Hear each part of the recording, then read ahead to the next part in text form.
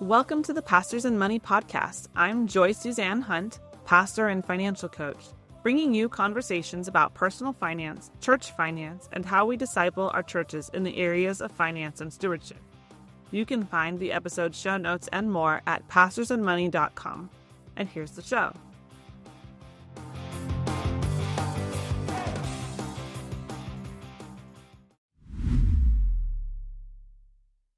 This week, a common theme I've been hearing on different podcasts and in conversations with other ministry leaders is dealing with the bad attitudes, the complainers, the naysayers that we often encounter in our ministries. These people, they usually really don't like change, or they don't like losing control. Some of them are very well-intentioned, their heart's in the right place, but their execution is not so great. Some of them are downright manipulative. But for both, the enemy likes to use them to discourage us as leaders. We get frustrated, we get down, or we back off from what the Lord is telling us to do. Don't fall for it. So here are a couple thoughts about when these conflicts come up or when these complainers come to you. Number one, make sure to address it right away. Don't let things sit while you try to avoid the conflict. There is a time to show people grace, but if somebody is consistently behaving in a way that is sinful or that is harmful to the church or harmful to themselves, we need to bring it to that person. Matthew 18 says to first bring it to that person in private. It doesn't say to first avoid it and hope it will go away. I am the worst here. But we have to model this for our people because it's not how the world handles conflict. Our people are not usually going to have a different frame of reference to work off of. And so we need to set the expectations for when and how complaints and conflicts will be addressed. So somebody's standing and complaining in the lobby after Sunday service. That's not the right time or the right place for that conversation. And number two, as a friend of mine used to say, eat the meat and spit out the bone. As leaders, we need to be humble enough to receive correction if and when it is appropriate, even if it may be poorly delivered. Correction and tearing down, though, are not the same thing. Correction and discouragement are not the same thing. So when someone brings a complaint in a healthy way, receive it, examine ourselves. If we need to apologize or we need to make a course correction, we should do so. But if a complaint is brought that is just completely off base, or it's not a sin issue, or, maybe part of it's right and part of it's wrong, just politely spit those bones into your napkin and tuck it away and throw it in the trash. Number three, don't let complainers distract you from being obedient to God. This one is especially relevant for our pastors and money conversations, because as you start to talk more about money, some people are not going to like it. Do it anyways, because Jesus did. Check your heart, check your delivery to make sure you're talking about money in a healthy way. But at the end of the day, we have to be faithful to Scripture, so we cannot avoid this topic. As we talked about before, this is a heart issue. This is a discipleship issue. The same goes for any other topic that is solidly scriptural, but ruffles some feathers in our cultures. Let Jesus be our model. Let Scripture be our guide. If people don't like it, obey God anyways. Some of those people you're never going to be able to please. And the ones that truly want to serve God are going to be encouraged and discipled well, and they're going to feel more secure as you are consistent and faithful to Scripture in your message. And I don't just mean preaching from the pulpit, but in the message, in your one-on-one conversations, in those hallway conversations, and in the way that you address conflict as well. So in personal news, this week has been a good one and just really a fun week for relationship building. I spent Monday afternoon eating in the harbor and walking on the beach with my friend, soaking up some sun and getting some friend time in before she leaves for the mission field. And then yesterday, our region had a get-together for our women ministers. And this was a really great time to just connect with our fellow pastors without running around and trying to get all these things done. It wasn't like a highly programmed event. There was a little bit of an agenda, but not like super, super structured.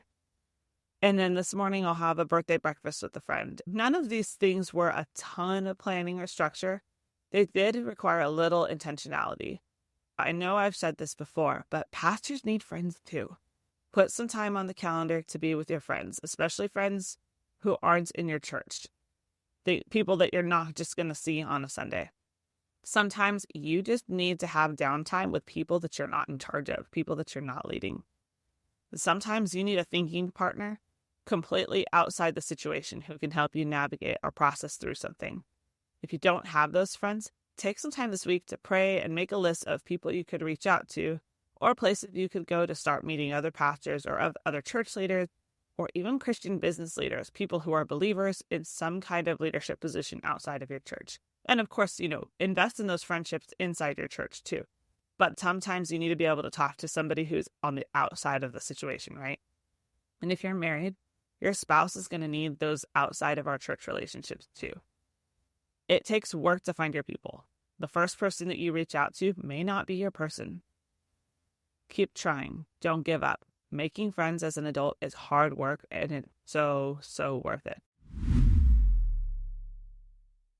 So thanks for your emails and comments. You can leave a comment on the podcast show notes at pastorsandmoney.com/podcast or on the YouTube channel, or message me on Instagram or Facebook at Pastors and Money. You can also email me, joy@pastorsandmoney.com. I love to hear from you. It makes this more of a conversation. This show is supported by my community at patreon.com/pastorsandmoney. And if you join the community, you can get access to my monthly Q&A where I'll answer questions about personal finance, church finance, and more. The Patreon is a monthly subscription for $5 a month. If you're feeling generous, you can do $20 a month and you'll be able to join a monthly group coaching call. So if you feel you get value from the show and want more, come join us at patreon.com/pastorsandmoney. And now let's get into the interview. Today on the podcast, we have Pastor Brian Bush. Brian is the proud husband of Terry Bush and the father of 3 boys, Nick, Matthew, and Michael.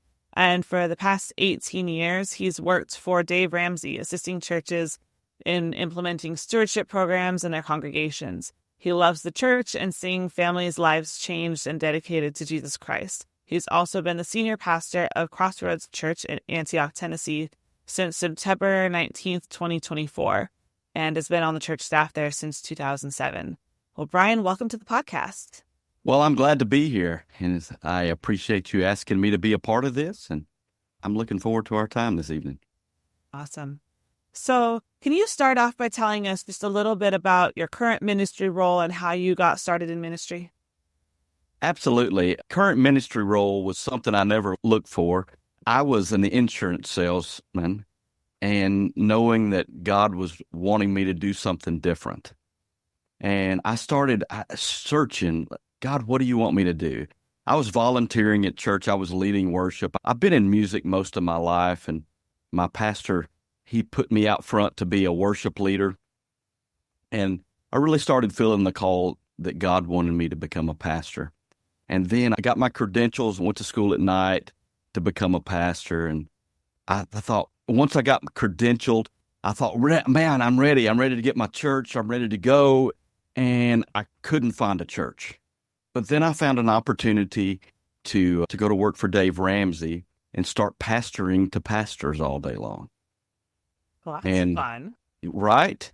But it was not what I had envisioned God was calling me to do. It was not what I was looking for. But it was really a special opportunity because a lot of pastors just don't have anybody to talk to. And while, my official role was to help churches get stewardship ministries set up in churches and help them with their church finances and getting their families out of debt and finding hope and all of these things. A lot of times what I was doing was just being a sounding block to pastors, praying for them, hearing what their day was like, just being there to support them and encourage them. And they become my friends. And then the opportunity came up that I went on church staff about a year after I started with Dave being a worship leader. I became a worship leader at the church that I was at right now. And I had helped plant about 4 churches prior to this through my life, which were really kind of fun, seeing churches planted, seeing different struggles and different things. But then I left that church and I did a tour of churches after I was the worship leader. And I started being worship leader at several other churches, some very large churches here in Nashville I was a worship leader for. And then God brought me back to this church as an executive pastor. And then the senior pastor left. They asked me to step in to be an interim pastor. And then God called me to be the senior pastor of this church. And that was in September of 2019. The only question that I had for God now is why did he not tell me about COVID that was about to happen? So I've got some questions for him when I get to heaven. What are you thinking? Why couldn't you have included me in that? Huh? Right. Just give me a little bit of heads up here, But, I guess he didn't want to scare me. Oh, man, what a strange couple of years, Sure.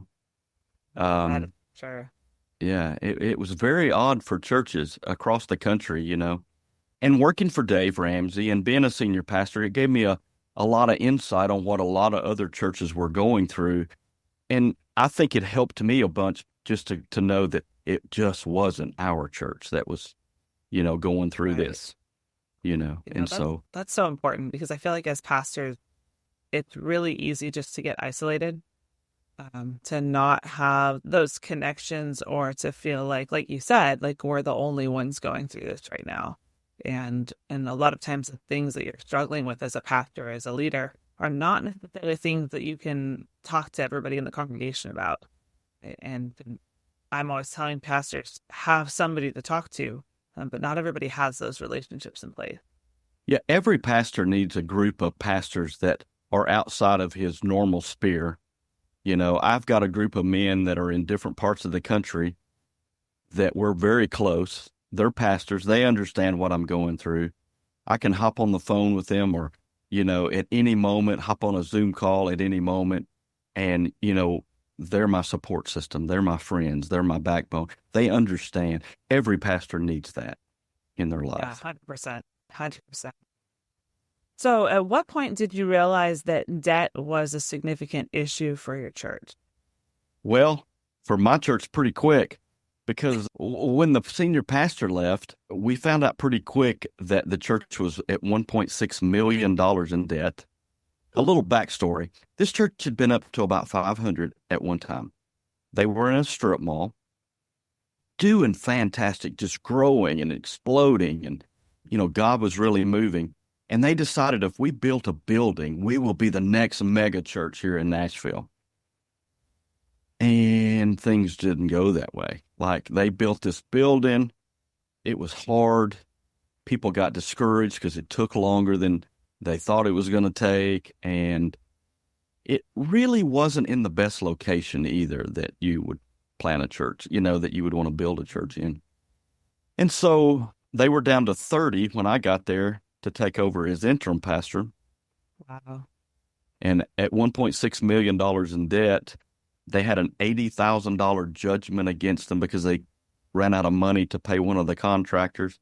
They had a $40,000 tax bill that they didn't file the right paperwork to become tax-free for property tax, and they had $6 in the bank. That's like not even enough for the Sunday morning donuts. Oh, yeah.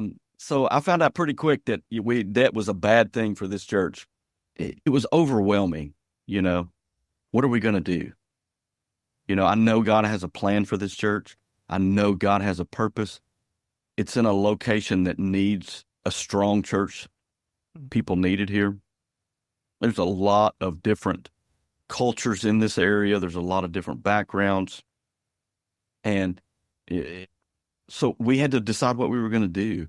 And we needed to do it pretty quick because we had $6 and the bills were coming in.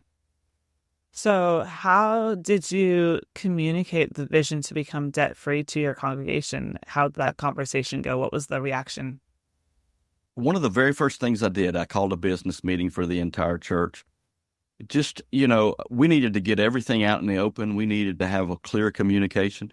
Here's what happens with people. A lot of times people don't want to let everybody know what's going on.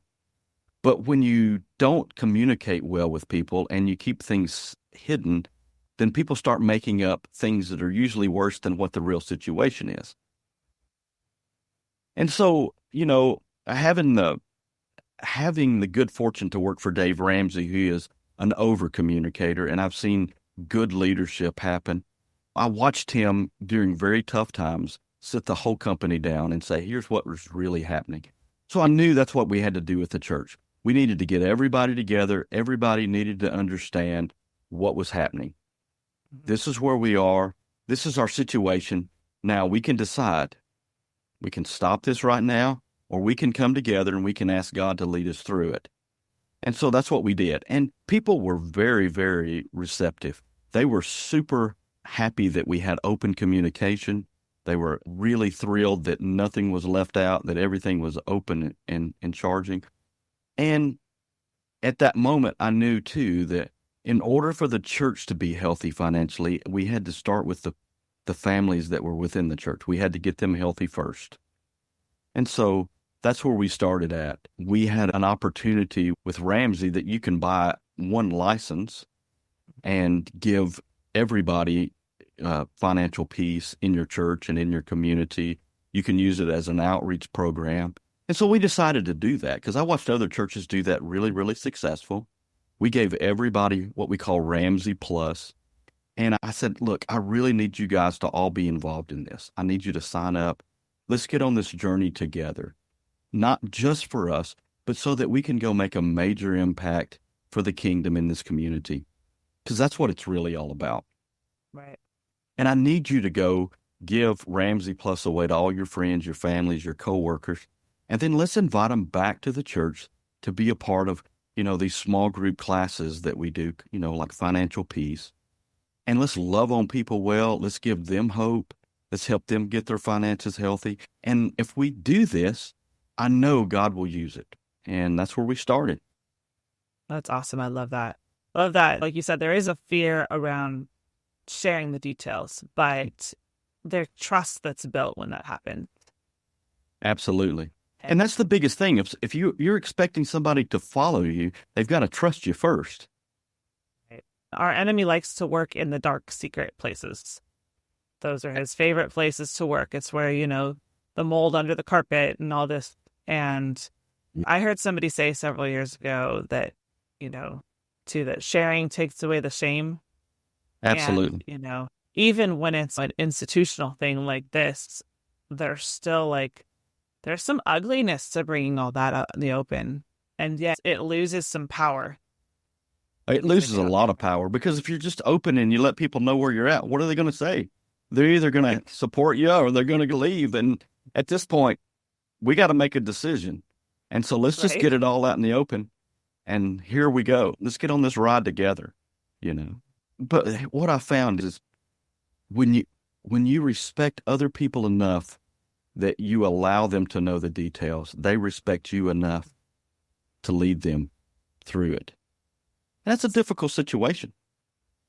But people do trust you, because what normally happens is if people get part of the details, they start filling in the blanks themselves with things that's really not right, Right. And so let's not leave any blanks open. Let's just share openly what's going on. Yeah. No room to tell yourself your own story about what's happening here. It's exactly. Out there in the open, and you either like it or you don't, but that's what's there, right? Hey, that's what it is. That's what it is, And in every situation, God has an opportunity, There's a God opportunity in every situation. Several years ago, and this is off track, but this is a story that I have to tell because it's so important to understand when you're going through difficult seasons and you don't understand what God's doing. He has an opportunity in it. I was driving a truck from Colorado, and it broke down. And this is a big truck. We're hauling merchandise, and there's another guy with me. We sit on the side of the road for 6 hours before anybody gets us. We're in the middle of Kansas, and at the moment, there's nothing there. And I'm reading this book called In a Pit with a Line on a Snowy Day. Mark Batterson had wrote it about God opportunities. And when they dropped me and this guy off at this motel room, there's only one motel in this whole town. It looked like it used to be a series of trailers they turned into a hotel.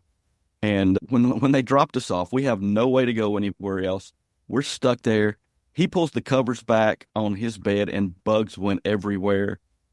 I just sit down in the chair and say, God, I don't see an opportunity here. I don't know what you're talking about. I don't know what you're doing. And I was really frustrated with God until the next morning. The next morning I get up and I'm still frustrated, thinking, God, I don't see your opportunity.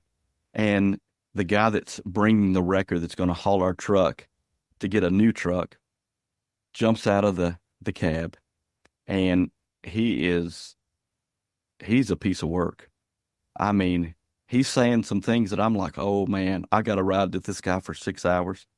And I thought at that moment, God spoke to me. He says, here's your opportunity. And you know that he got saved before we got to where we were going, and we're still friends to this day. And Wow. Praise God.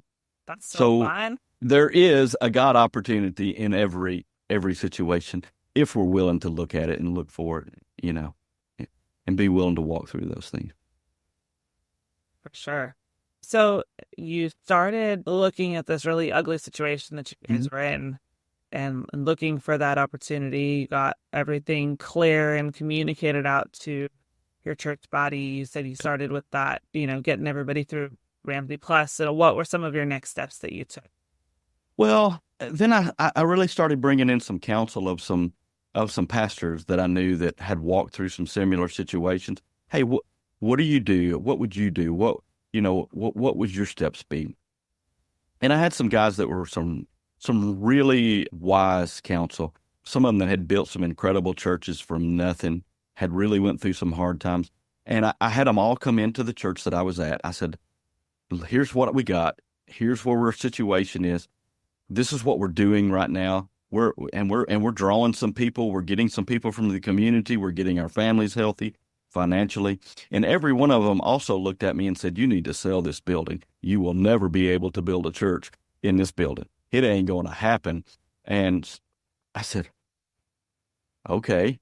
And here's what I know. If we will start doing the right things in a biblical format, God will do the other things that we can't.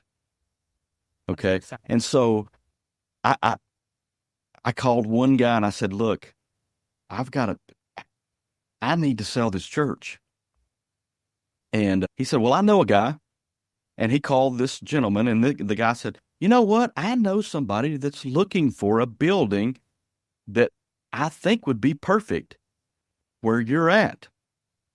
We met together, and he said, yeah, this is perfect. The only issue was when the appraisal came back, it came back $1 million short of what we needed. And I told him, I said, hey, I know we're $1 million short, but I got to have the whole deal. I can't settle for part of it. I know it doesn't appraise that. You got to. And he went away and he called me back it was probably about a month or maybe 2 months later. And he said, you know what? God spoke to him and he said, he wants me to buy that property from you and he wants me to give you full price for it. So he paid our church $1 million more than it appraised for.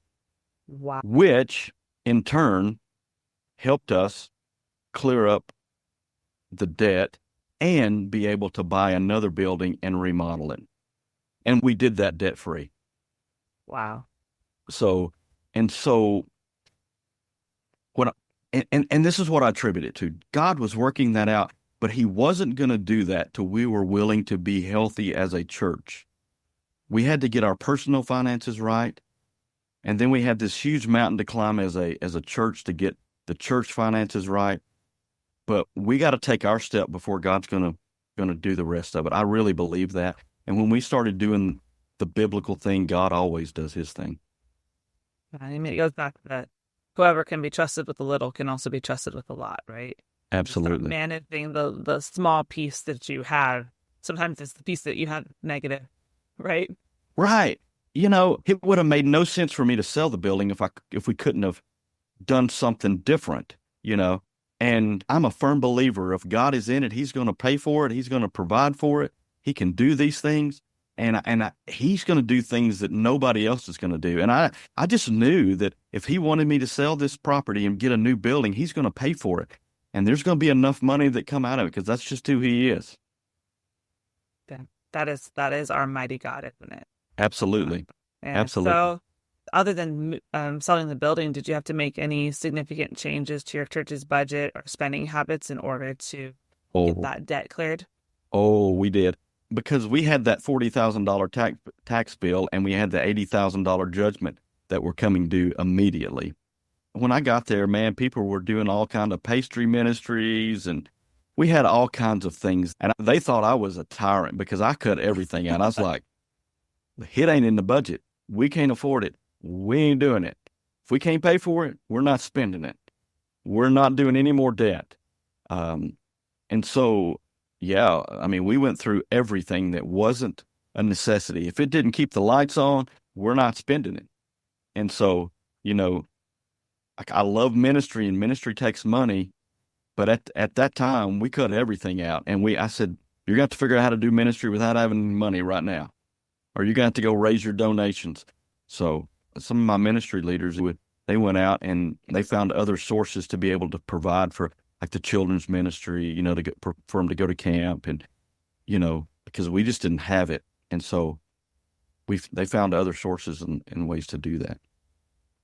Isn't it interesting how when we have to put some constraints on our spending, whether it's because we decide we're not borrowing money anymore or whatever the case is, that it forces us to be more creative and to look for Absolutely. solutions that we maybe even already have. Right. Yeah. I mean, it's easy to take a budget that somebody hands me some money and I can go spend it. It's more difficult if I've got to figure out, okay, I know God owns it all. How is he going to get this to me? I need to pray about this and I need to look for opportunities for God to open some doors and bring in. The thing that happens though, is then you start involving other people into your ministry when you do that. And then other people start getting invested in your ministry and other people start, you know, caring about your ministry. And a lot of times if we're not looking for those people to help get involved in it, we're really robbing them of the blessings and our church of the blessings of those relationships too. Yeah, and we can really tend to do that as leaders and as pastors, just trying to solve all the problems ourselves. And we think we're trying to help carry the burden, but then we're not.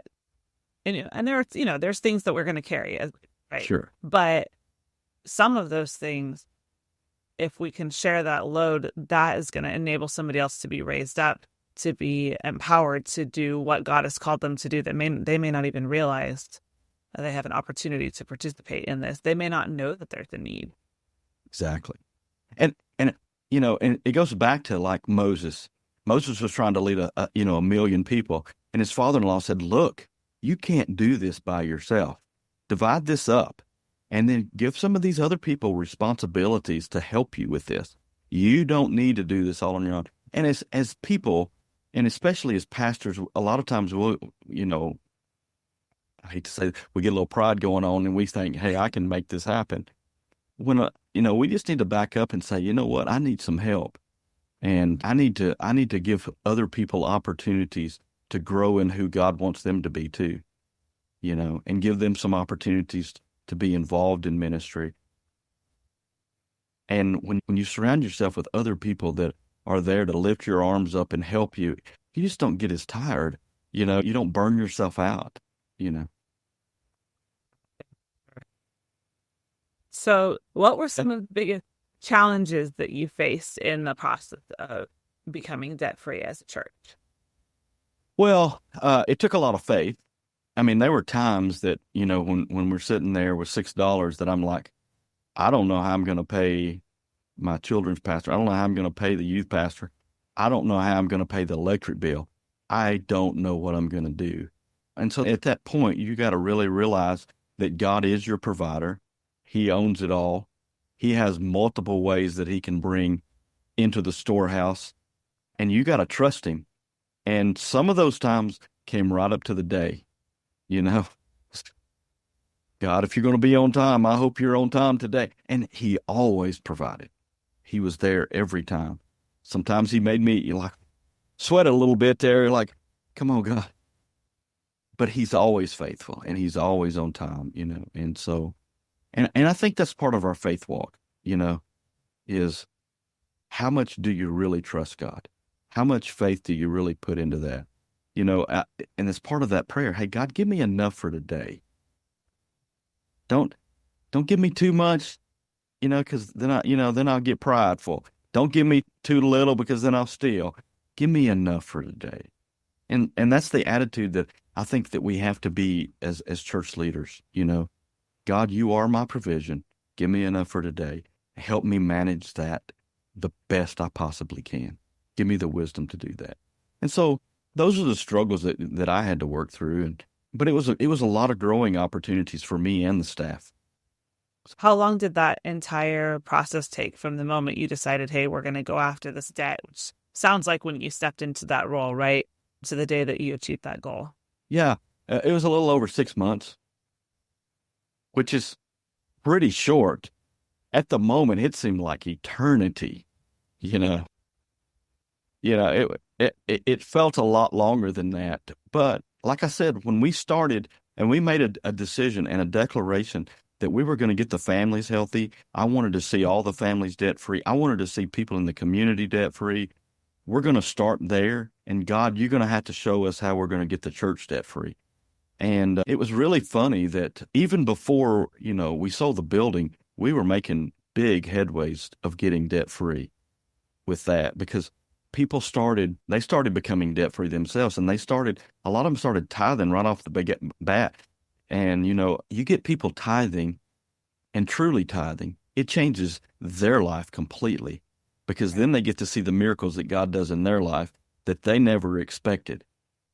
And then it opens up, so much for them that, they start giving. And then people started coming to the church because they saw the difference that, it was happening in other people's lives, and they started growing. And so even before we sold the building, we were making pretty big headways in that way. I mean, Ramsey Plus made a big difference. We would have done it within the year anyway. What strikes me from this story is thinking about, as leaders or as humans, sometimes when things are tight, we want to hold everything super tight, close the closed fist, right? And it sounds like all those, every ministry, every, the building, every piece of it, okay, hold this with open hands. God, what do you want me to do with the thing? Absolutely. And and here's the thing that we did. We never stopped helping people when there was a need that we could meet. Now, every church can't meet everybody's needs, but the needs that we could make and that we did, we never stopped doing that. We never stopped giving to people that were in need. As a matter of fact, God put us in a position we were able to do a lot of things that we would have never been able to do. And we really went out and made a difference in the community. And I think that's what happens a lot of times is, we close our fists so tight that like we're holding on to the little we have, that God can't put any more in it. And so he's wanting, it's all his anyway. None of it's mine. None of it's yours. It's all his. So God, you take it and give it as you see fit. And that's the attitude we got to have. And that's where we were. Now, I've got to be a good steward of it. So I'm cutting the pastries out till we can afford, you know what I'm saying? Because we can do without that. But if there's things that you want me to do, you've called me to do, we're going to do that. And well, it's his ministry, it's his church, it's his building. Absolutely. And I feel like sometimes as pastors, there's this thing about the building, like it's going to be a real church when we have our own building, and right. We're going to be. I hear this all the time, and it's the project that can crush churches. We've seen it over and over, right? But to be able to go, well, this is God's church, regardless of whether it's in that building or another building or no building. So what do you want us to do? Exactly. And that's the attitude we really need as a pastor. As a matter of fact, my journey that really led me to know that churches need to be debt-free happened way before I got into ministry. When we first got into church, me and my wife, the church that we were in was going to build a youth facility. We were at this church, and it was in a little bitty town, but this church was exploding. We had over 400 youth every wow. Wednesday night. It was crazy. And we needed a new building. They needed a place. And we had this business meeting one night at the church, and the church was talking about, hey, we're going to build this building. This is what we're going to do. We're going to have a youth facility. And I thought, man, this is great. This is fantastic. And then the word came up, hey, we're going to borrow money for it. And I was like, I raised my hand. I'm new to church. I don't know anything about church. I don't know how to act in church at this moment. I don't know anything about it. I was like, I have a question. If this is God's church, don't you think he ought to provide for it and pay cash for it? You would have thought Satan entered that business meeting at the moment. I was attacked by so many people, like they pounced on me. You don't have any faith? Oh my gosh. And I thought, faith? It's a lot more faith for me to believe that God's going to provide cash, I thought, than me go to sign a note at the bank, because I can do that, and I don't even have to know Jesus. Yeah. That was my thought. I was new in church. Right. But you hear churches all the time going, oh, we're going to step out in faith because we're going to build a bigger sanctuary so more people will come and God. Great. Hey, I have no problem with that. But I do believe that if you're going to do it, let God pay for it and let it be in God's timing, because God has perfect timing and we as people can get ahead of things. But what happened to that church was the pastor said, I will be here till that debt is paid. And that pastor, within about 6 months, had a terrible moral failure. And the church split, eventually closed. And I really believe a lot of it was because the pressures of having all that debt. It is unbelievable the amount of pastors that have a moral failure after going through a building project or taking on amount of debt. It's crazy numbers. It's like something like 7 out of 10 pastors that go through a building project leave within 2 years or have a moral failure. It's nuts. And I just don't believe that's what God's plan is. I think sometimes we try to use debt to solve God's problems for him, rather than waiting for his answer, whether his answer is no or wait. But we don't want to hear no. We don't want to hear wait. Or sometimes his answer is some miracle that he's got waiting in the wings, only you didn't wait for it. Right. How do I know what God can do if I don't let him do it? I had a good friend of mine, a good pastor friend of mine, that said, for a long time, he had more faith in Visa than he did in God. And he said he heard God say one day, he said, I could have given you all those things that you went and went into debt for, but you didn't wait on me. And I thought, how true. Yeah.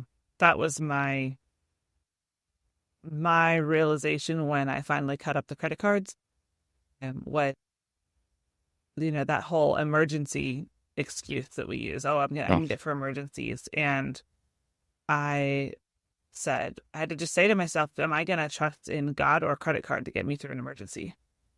Right. Is it a shock to God that, my air conditioner goes out? No, God knows those things. Right? It's his air conditioner. Right. It's his air conditioner. I'm his child. He loves me enough. He knows that. Now, if I'm a good steward of things, I'm going to be setting some back for those kind of things. Once I get on the plan and those kind of things, I'm going to be managing his resources well, because it's what we do. But if something comes up, it's an emergency. God knows that, and he can handle it. He's not up there going, what are we going to do? Yeah, our emergencies actually don't stress him out. No. Sometimes how we handle them, I think, might. Exactly. He's like, come on, just trust me. I'm here for you. Go that way. Exactly. Just move. Yeah. And that's the the wonderful thing about it is God has enough grace that he loves us through those things too. I'm so thankful for that. Absolutely. So I'm sitting here doing the math in my head. So you said you stepped into that role in September 2019. Yep. And then the church was debt-free in around 6 months. So that had you guys getting debt-free right around the time the world stopped and everything shut down for a pandemic, right? Just right before it. Wow. It was, we got debt-free right mid to late February in that time frame. and the world shut down about March, and we had not been debt-free, we would not have made it. But God knew. He knew He had a plan. He had a purpose. And we did so much ministry during COVID, although we were churchless, because we had, it as a temporary situation, once we sold the building, we moved into a theater, which they shut down. Of course. We had found this new building, but we had to completely gut it. It was a Chinese restaurant that had been turned into a nightclub. So I just thought, I thought it would be great if God could take this dance club and make it into a dance club for Jesus. And so He did. That's right. But He did that, and it turned out phenomenal. But trying to do that in the middle of COVID was unbelievable. But God had a plan, and He put us in a position that we were able to do that. And so we had to look at doing ministry different during that time. We had to go online for a while, but then we started doing projects in the community. Like we found somebody that had had a stroke and become handicapped. So we just started going out to their house and building them a ramp because they couldn't afford one, because they had this huge ramp they needed. It was massive.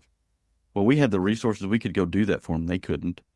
We found several projects that, during that time that we could just go outdoors and do ministry for people at their homes and things. And so, and again, now we had some resources. We could help people that needed help, and God just did some wonderful things, and He got the building done when we needed it to get done. So now if we, even through that crazy season of the pandemic and beyond, then how did becoming debt-free impact your church's ability to really fulfill your mission and serve the community, for sure in that time of crisis, but even beyond, what did that look like?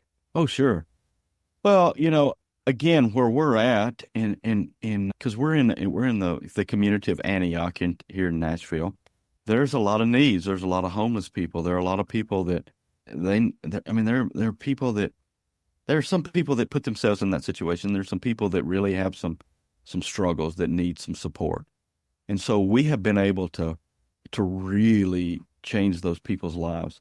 Like God, put the resources and the ability for us to be able to, when people come, a few things that we're able to do is we're able to meet their physical needs where they're at, but then we start working on their spiritual needs. And, we're firm believers that when somebody comes and they need help, I'm not just going to give them the physical needs they need, but I'm going to try to put them in a position that we're going to start discipling them in the ways of personal finances and stewardship, and we're going to help them be all God has called them to be. And we're going to start discipling them. We're going to get them a mentor to walk with them, to start, doing those kind of things. We've been able to start a Celebrate Recovery ministry, too, that this area really needed. The Celebrate Recovery people told us that, for a long time they've been praying for somebody in this area because it's a huge need and they hadn't had one. And so we had the resources to be able to do this, and it brings people in that we can really help change their life so that they never have to, and my heart is, how do we help people become all that God has called them to be? And so they have to be healthy. And a lot of times we start with the physical needs so that we can help them with their spiritual needs.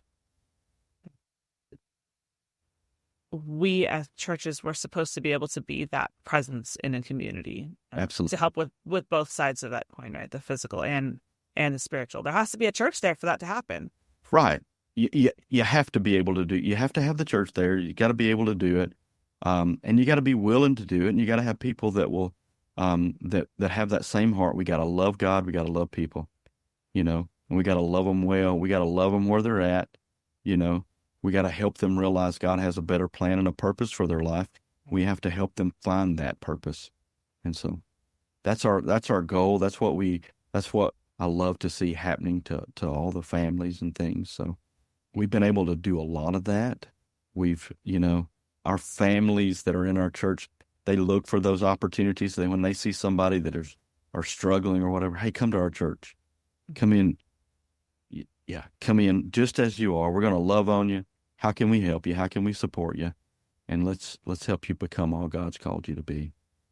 So I've kind of a more practical question for you. What looks different in terms of the operation side of things in a church that is choosing to be debt free, whether they're already there or they're working their way there, versus a church that has not made that a priority? How does that look differently in the day to day? Yeah. A lot of people I hear churches all the time going, oh my gosh, I don't know if I could give my staff, debit cards to use. What if they spend money? But you're going to give them a credit card that you're going to be responsible for? What are you thinking? Day practicality, you have a budget just like you do at your home. So, we have written budgets that we do every month. We have a board that, we sit down, hey, this is our budget. This is what we do. We also have an emergency fund, just like you would as your personal, for about 3 to 6 months of your monthly expenses. We're going to set back. This is our emergency fund because it's going to rain on the church just like it does everybody else. So we put those into place.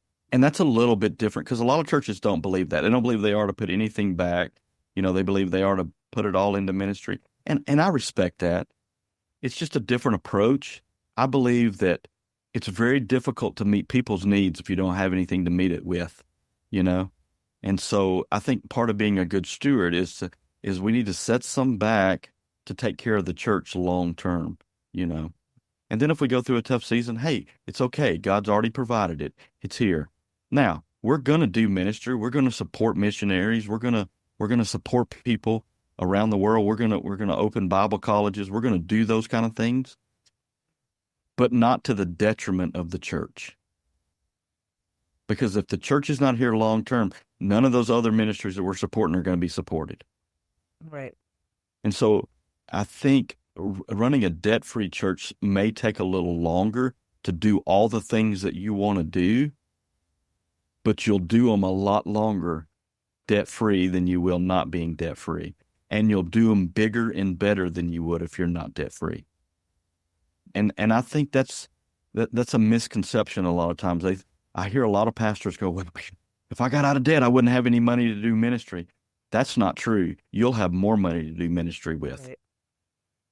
And I'm a firm believer in that, and I've seen it happen. What advice would you give to other churches that are currently struggling with debt and they're trying to decide how do they approach this problem? What would be some steps that you would give them? Yeah, this is what I would say is this. Search the scriptures. Every answer that there is in the Bible. And when I look in the Bible, there is no place that's in there that debt is ever in a good context. It's just not there, and if it's not there in a good context, why would we want to do it as the church, Because, Deuteronomy, I love what it says. It says that you're going to be the head and not the tail. You're going to be the lender and not borrow from anybody, and I believe the church is the place of hope. So why is the church not the head and not the tail? You know what I'm saying? And you just have to decide, is this the right thing that God's called me to be? Is this what God is saying to do? And if it is, then be all in.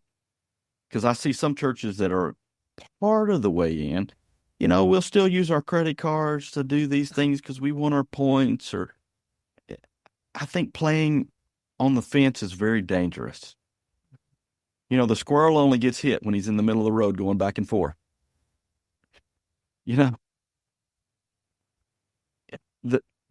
church that Jesus didn't like was the lukewarm church. Be all in or be all out. If you're going to go be debt-free, be all debt-free, because playing in the fence will get you in trouble. And so that's the advice I'd say. I would encourage them. Try it. Give it 6 months. If your life is not better in 6 months by doing it debt-free, hey, I'll help you go back into debt as a church. We'll come. We'll have a good time, So we can have fun. I'm good at spending money. There is no positive context for debt. And let me tell you, the points only happen on a credit card because somebody ain't paying their bills on time.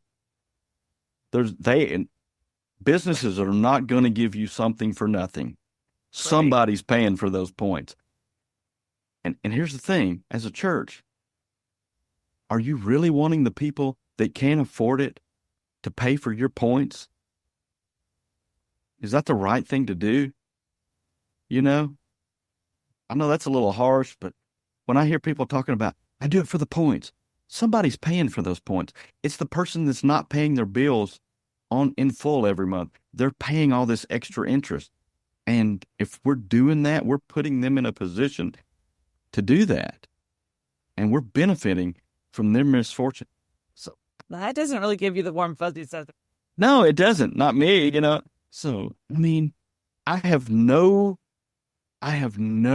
regrets about paying cash for things. I don't have to worry about it, because then we're putting money back into what God wanted it to be. And it makes you be more choosy about how you're going to spend what God has given you to steward, doesn't it? Right. You get to make those decisions. What's really important, And that's the thing. When we're using cash, we get to decide, is this really what God wants me to do? Is this what God's called me to use this for? Because when you start spending cash, it hurts a little bit more. And you make better decisions. And after all, it's not your money. It's God's money. And would he really be happy with you doing that? Well, as we get ready to wrap up here, Brian, I just want to thank you so much for the time that you've spent. And really, I've just enjoyed getting to know you and hearing some of these stories, even in our previous conversations too. And I'm excited because, even in my personal walk, I decided that I could do this thing because I saw somebody else's debt-free scream, right? Right. Like, hey, that's real. People are doing this, right? And so I love that you've come on here to share this because it gives somebody else hope that is in that what feels like either an impossible situation or just like they don't have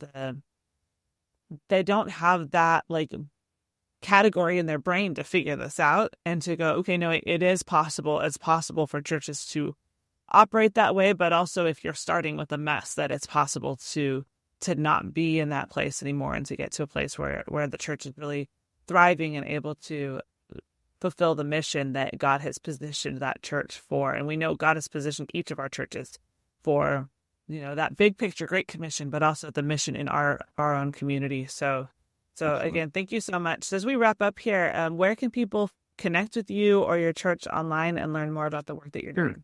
Our website is mycrchurch.tv. They can catch me there. It's got ways to contact me on there. They're usually most every day I do a little daily devotion. It's my link's on there. So reach out. I'd love to talk to anybody. You got questions, you got concerns, you got thoughts, and if there's something that we can do to help you with your church, or you want to talk about that, or how do you start, or what do you do, reach out to me. It's how God has a plan and a purpose for all of us, and he's got a hope for all of us too. Yeah, he does. Amen. Mm. All right. Well, thank you so much for your time, and I look forward to chatting with you again soon, Brian. Thanks a lot. God bless you. Thank you for listening to today's show. I'd love to know what you think about it. You can leave a comment on the show notes at pastorsandmoney.com/podcasts or email me at joy@pastorsandmoney.com. If you enjoyed the show, please subscribe, share, and leave a review. This helps us to get the word out and invite more people into these conversations. If you'd like to connect, you can find me on Instagram or Facebook at Pastors and Money. I can't wait to talk again soon.